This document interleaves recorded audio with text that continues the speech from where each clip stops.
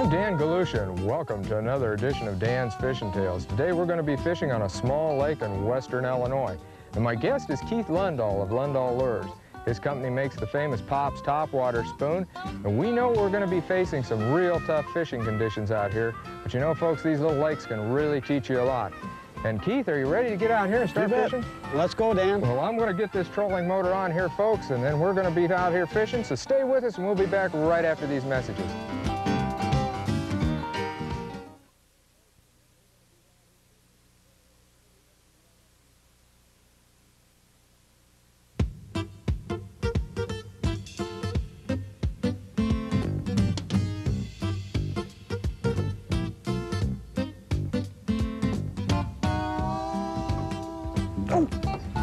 Oh, there we got one. Right in the weeds. Right by the boat. Practically on your rod tip. Right by the boat. He's not a bad fish. Want me to try to get him? Get him? That's a nice fish. That's good a way nice to fish. start. That's a nice way to start. Good fish.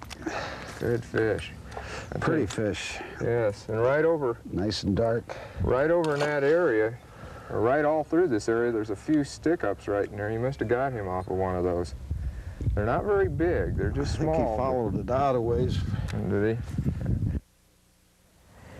You know, Keith, when we first started, we told how these little lakes can be such great teachers for larger lakes. And there are a lot of things in these smaller lakes that are actually defined in your larger lakes, such as shallow points, old creek beds, standing timber, dams, just really everything you find.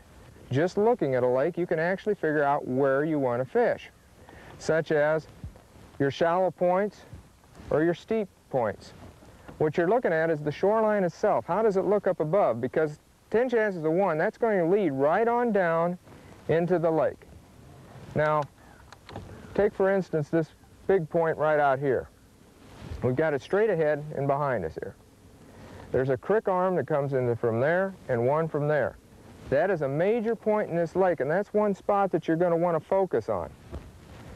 That area will lead way out into there, and you want to fish the two areas where the creek arms come together on the outside of that point. At some time in the day, the fish are going to probably be on that point, either out or in. But how you know where the creek arms are, that's kind of a trick, and if you have standing timber, that's really going to help you. Riprap is always real good, and that's usually on a dam. But there, in this particular lake, and this is on a lot of lakes, you'll find a cove off to the side. Those coves are usually a shallower cove, and those are ideal areas for spawning conditions, and whenever fish are really starting into like a heavy fall feed. Any little cove like that, we're sitting in a small one right here. Of course, now on your larger lake, you just got to think a little larger.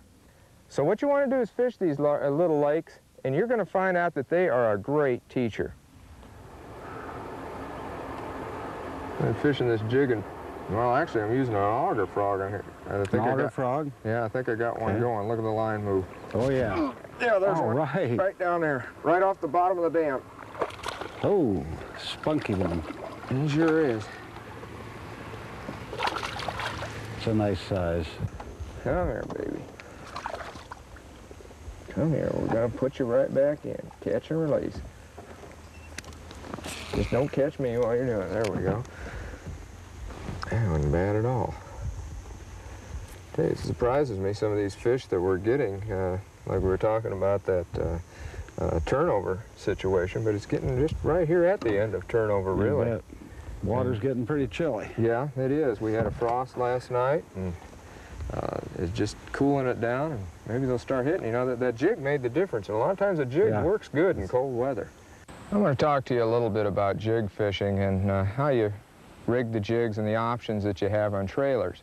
I've got 3 of my main trailers right down here. This is pork, it's what they call an auger frog, and a crawworm. The pork, mainly you use that when the water temperature gets like 60 degrees or lower.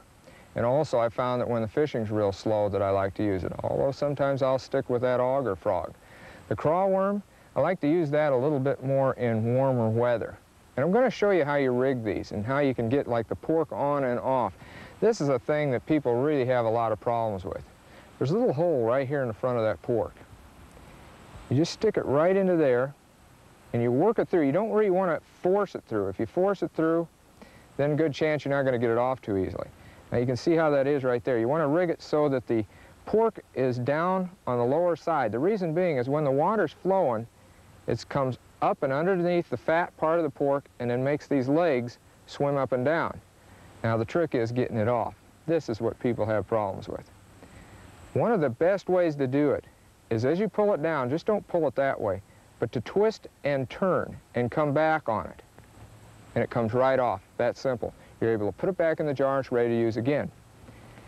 Now the auger frog, and this is what I'm going to be using, or I really am using today. Most people would hook it just like I did the pork, right here in the front.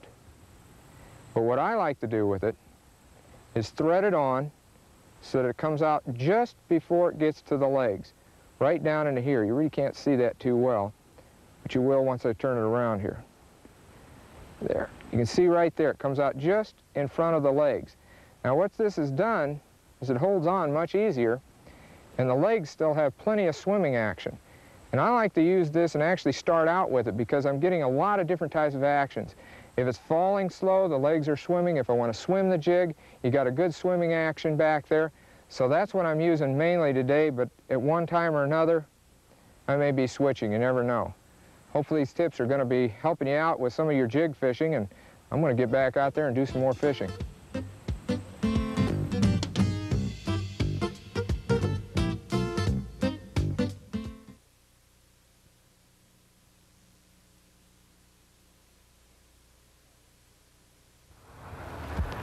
I think I'll explain to you some techniques that you can use on jig fishing.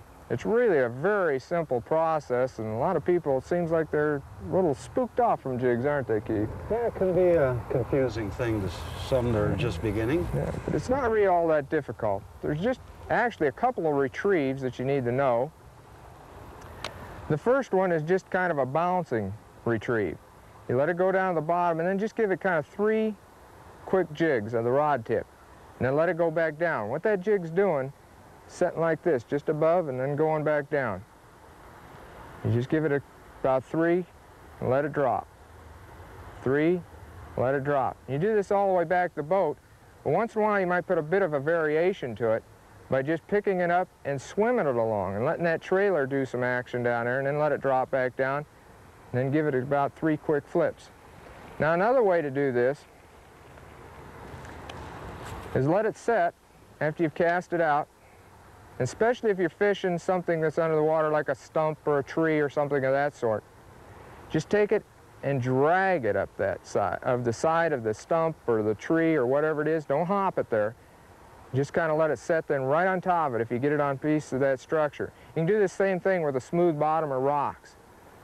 And just pick it up. Just gently pick it up and just move it along. You're just crawling that along the bottom. You're not giving it any extra action. And this works a lot when the fish are just a little bit inactive, just like they are today. That fish that you seen me catch earlier there on a jig, that's exactly what I've been using, is that sort of a retrieve. I'm not giving it any hop at all. Yeah, it looks like a pretty good one. Not bad. That's about a 2-pound fish, I think. Looks like. Pretty fish. Well, all day. That's really fun when they hit through the surface like that. Yeah, and that's your forte too. Yes. Topwater spoons. Right. Yeah. Pretty. That's one of the things, folks, that Keith manufactures is topwater spoons and Lundahl lures, and that's always been his thing, are these topwater spoons. And You betcha. pop spoons, kite spoons, as you said they're called sometimes. Well, they kind of operate like a kite. We're going to have to get back here fishing. Keith's already going to try to get another one on me here. Not want to waste any time. I'm going to get my jig down through there. I'll probably be in a mess. See what happens here. One of the other baits that we've been catching fish on is a topwater spoon. And Keith Lundahl manufactures a thing called a Pops topwater spoon, and he's an expert at using this thing. So I'm going to let him explain to you about how we're using it, and especially in this duckwort that we've been using it. Keith, you want to tell the folks how you use that bait? Sure. This spoon is hooked up in the wide end of the spoon underneath the lip. So when you give it a pull, it's like a kite. It'll come right up to the surface. And then all you simply just pop it along the surface with a little rod tip action, and it'll stay right up with this broadside forward. It'll come right up on top of that duckwort and just hop it like a frog. You want to show them how you do that with your rod tip? Sure.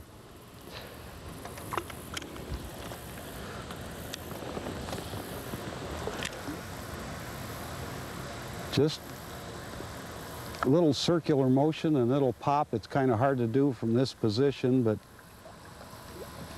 you get the speed down and whatever so that it happens very nicely. Now you can catch fish in open water doing that too with that stroke. You bet.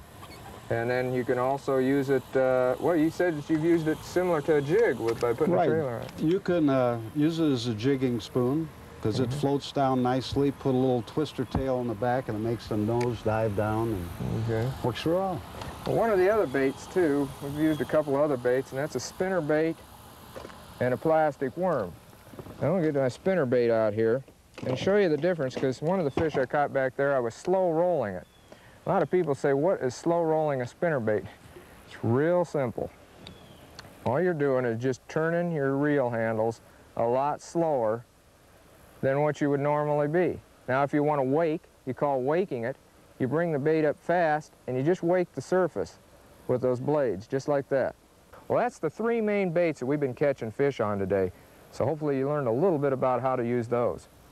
Keith, I'm fishing right along this riprap here like we were talking about with a jig. You got the jig on? Yeah. Okay. Man, look at there, look at there. Look at him swimming. Oh, there's one. There goes. Right. All right, nice fish. Oh, he looks like a dandy, don't he? Yeah. Oh, yeah, look at that fish. That's what we've been looking for. That's the type of fish right there. Better. Looks like a couple pounder. Yeah, sure does. Come here, fish. The joys of these small boats, they can get you in the lakes, but bending over without knocking your guest into the water. Oh, boy. It's not bad. Yeah. There he is. I got that on that jig and auger frog again. And did he get hooked? There we go. You know, too, the catch and release process is really important. And the actual release starts as soon as you set the hook on that fish, because you want to get him in the boat as soon as possible and then get him out of there. You don't want to handle him too much, just like that, with just the lip, and get him back in there. What do you say we try to see if there's more along that dam? I hope so.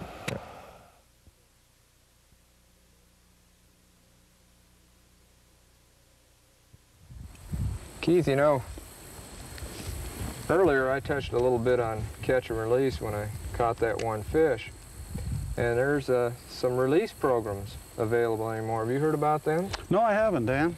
Well, one of them, the state of Illinois, in fact, the state we're fishing in right now, has got a catch and release program. That if you catch a fish a certain length, you get a pin and a certificate, and you can mail it in. You have a witness to your catch.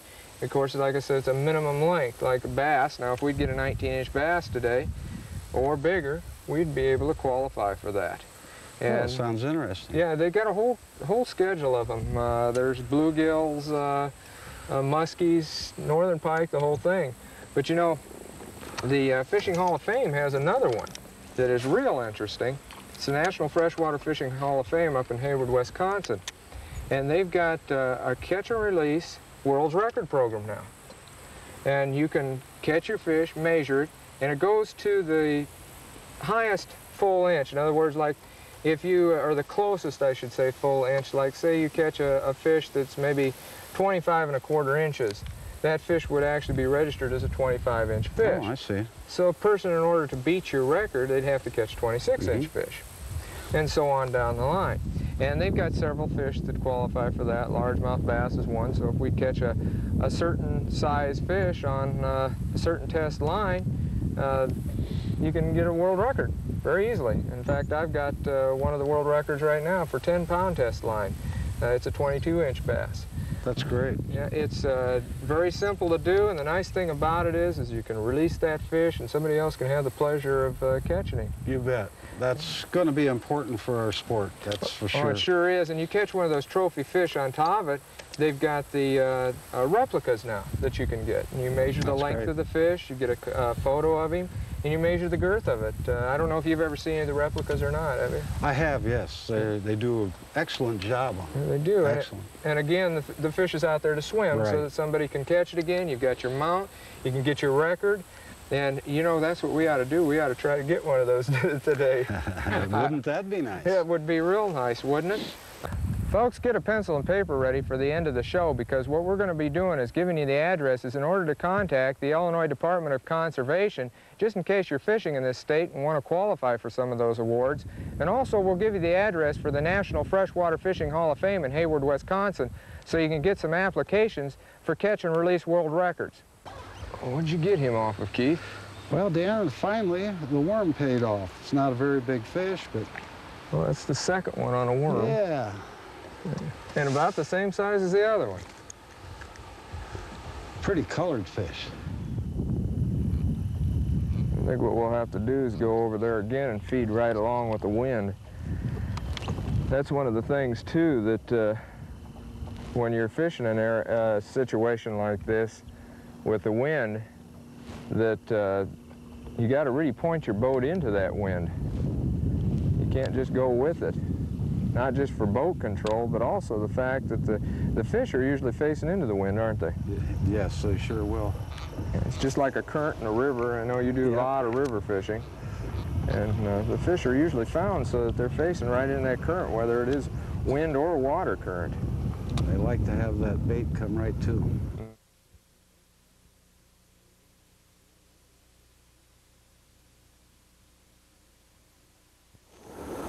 Got one back here, Dan. Oh, you come right in under the boat. Took your topwater again. Yep, took it right at the edge of that. Right at the edge of that duckwort? Yep. That's not a bad fish.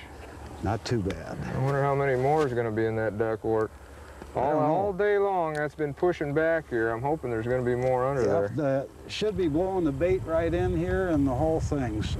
But you know, as I always say, what we know is supposed to be. That's those right. fish don't. So if we can find a book and a tackle box somewhere here, maybe we ought to put it down there and say, please read this. I think so. Yeah, because you are out there, fish. You're supposed to be there. Let's, you know. Then we've got that tube that could draw fish in too. So. Right, yeah. You know, Keith, when we first got here today, this doggone duckwort was just all over the place. We couldn't hardly even maneuver the boats. It sure was. And you were saying that once it started bunching up more and making some actual lines, that we should be able to catch more fish off it. Why do you think that's so? Well, sometimes they follow that shade right underneath there, and when it moves in and packs in, they'll just work that edge. They can hide in the shade, and something swims by, out they come and nail it. In fact, I got that one bass right on that point down there, right off of that line there where we were fishing it. And you like to fish a topwater spoon a lot of times over that too, don't you? Where you'd come and they'll hit it right at the edge. They'll hit it at the edge, or they'll hit it sometimes on the drop. Just let it drop right off. I know a lot of times that's what you do. That's a trick you use. You'll bring it to the edge, where a lot of people just keep it coming on back to the boat. You'll actually let that drop right off the edge. Let it drop. It works good with the worm on the top too. Yeah, that's what you do. You use a trailer a lot on your spoon. Yeah. And some people don't do that. Well, I'll tell you, I want to get back out here and try some of this duckwort and see what we got going on this line. Let's do it. Let's get it. Well, this has been a tough day of fishing, hasn't it, Keith? Well, it has. It's no doubt about it. We've had some action and some strikes, but... And missed quite a few, too. Missed. I've lost quite a few fish. They just aren't taken today. No, they're just not at all. Of course, this lake seems like it's in an awful heavy turnover situation. Very bad. Just look at the stuff coming up. So we got that. I think if there's, you know, you've seen that fisherman's excuse mug. I think we could just about read about every one that there is on there for today. We sure could. Yeah, you have to clean the bait every time you bring it in. Yeah. Well, one thing we're able to get our jackets off. Oh, it's a beautiful day. It really turned out to be a beautiful day. And I guess we're just going to have to go and try it again someday, and hopefully we'll have a little bit better fishing out here. Well, it's the bad days that make the good days good. You're not kidding. I want to thank you for being on the show with me. Thanks for inviting me. I enjoyed it. It is. It was a lot of fun. So, folks, until next time, get out there in the water and enjoy a great day of fishing. I'm Dan Galusha, reminding you about those addresses that we spoke about when we were out there on the lake. If you'd like to have some more information as far as the Illinois Catch and Release Awards program, contact the Illinois Department of Conservation at the Division of Fisheries, 600 North Grand Avenue West, Springfield, Illinois. The zip code is 62706. Again, that address is the Illinois Department of Conservation at the Division of Fisheries, 600 North Grand Avenue West, Springfield, Illinois. Zip code is 62706. Now, as far as the Catch and Release World Records program goes, contact the National Freshwater Fishing Hall of Fame at Box 33 Hall of Fame Drive, Hayward, Wisconsin. Zip code there is 54843. Again, that address is the National Freshwater Fishing Hall of Fame, Box 33, Hall of Fame Drive, Hayward, Wisconsin. Zip code 54843.